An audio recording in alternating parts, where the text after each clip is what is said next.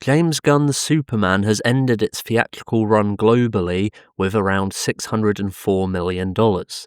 Whilst this seems like an underperformance by most people, it is a respectable amount of money for the box office, though the movie may not be as profitable as one would have hoped. Many people are pointing out that it failed to live up to the Man of Steel's box office, which released in 2013 and grossed around $670 million, and when you adjust that for inflation, the amount of tickets sold for this latest Superman movie is significantly less. However, we can't really compare apples and oranges at this time. We have to look at the films it's up against at this moment. It has been a bad year for superhero movies in general. This is the first year since 2011 that a superhero comic book movie hasn't grossed more than $700 million worldwide. Though on the upside for Superman and a DC movie, as this is the first time since 2012 that a DC movie has outgrossed a movie from the Marvel Cinematic Universe. Notably, looking at the other high-performing films this year, Superman has lost out to Lilo and Stitch, How to Train Your Dragon, and a Minecraft movie. If I'm honest, I felt Superman would do a bit better than this, probably ending at around $700 million worldwide, but this is a respectable number, and people need to get it out of their heads that movies need to make $1 billion in order to be profitable. Whilst it may not have performed as DC Studios would have hoped, I can't have seen this making $1 billion at the box office, so this seems to be a realistic number that they were probably aiming for. And when you consider the merchandise and the other spin-offs that this is going to ignite in the fandom, maybe it not grossing so much as they had hoped early on isn't a bad thing. It is all part of the plan. Whilst DC and Warner Brothers will probably have to make up for significant losses over the last few years, they do have Hollywood accounting to take into account so they can move around numbers in order to make sure this movie is profitable.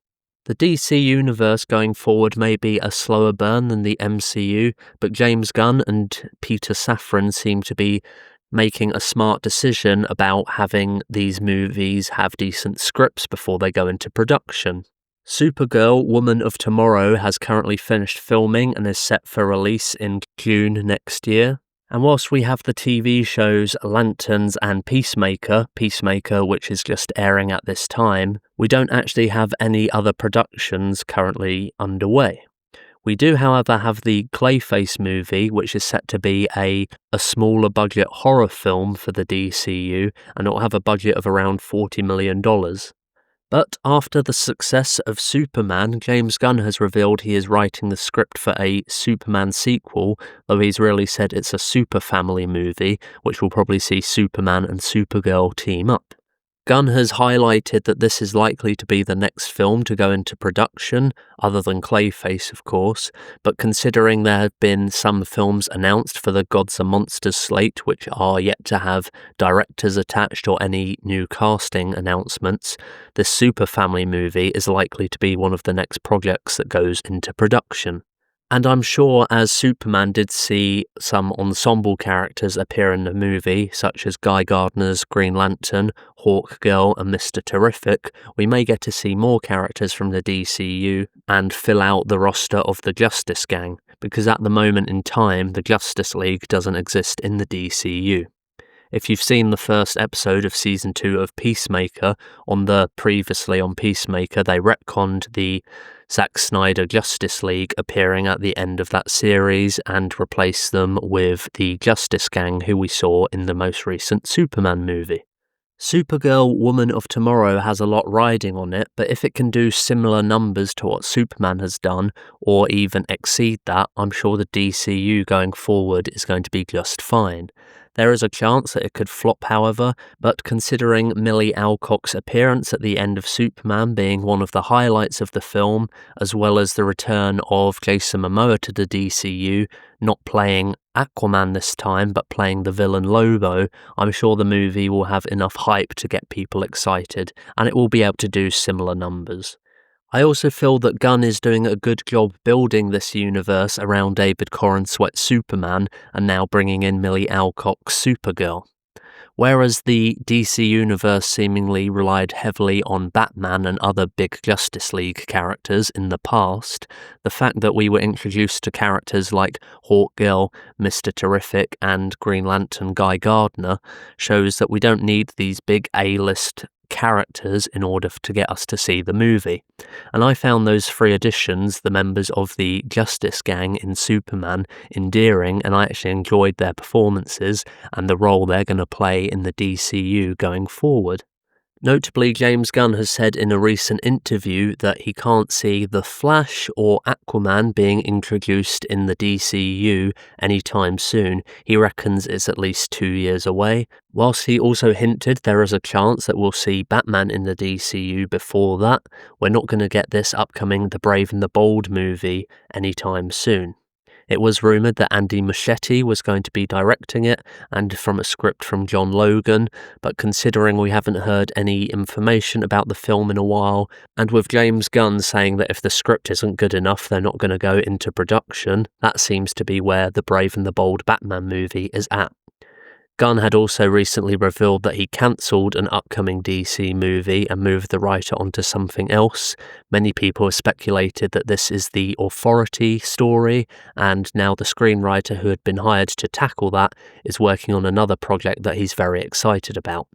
Any speculation on that is just guesswork at the moment, so until we get some concrete information, we'll have to wait and see.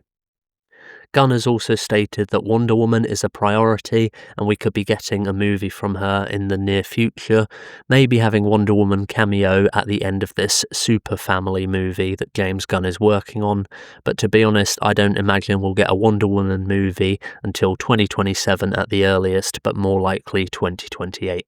It seems wise that James Gunn doesn't want to oversaturate the film market with DC movies, similar to what the MCU has done.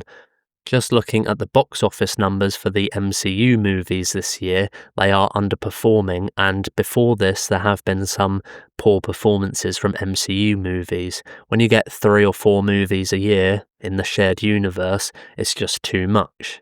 So maybe only getting 1 movie or maybe 2 movies at the most a year for the DC universe is a wise move.